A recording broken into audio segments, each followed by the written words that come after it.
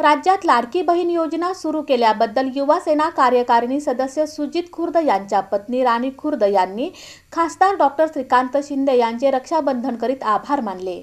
आषाढी वारीनिमित्त सोलापूर दौऱ्यावर असणारे खासदार डॉक्टर श्रीकांत शिंदे यांना युवा सेना कार्यकारिणी सदस्य सुजित खुर्द यांच्या पत्नी राणी खुर्द यांनी राज्यातील बहिणींच्या संसाराला हातभार लावण्याकरता महाराष्ट्र राज्याचे मुख्यमंत्री एकनाथ शिंदे यांनी मुख्यमंत्री माझी लाडकी बहीण योजना सुरू केल्याबद्दल खासदार डॉक्टर श्रीकांत शिंदे यांचं औक्षण करून रक्षाबंधन साजरं करण्यात आलं.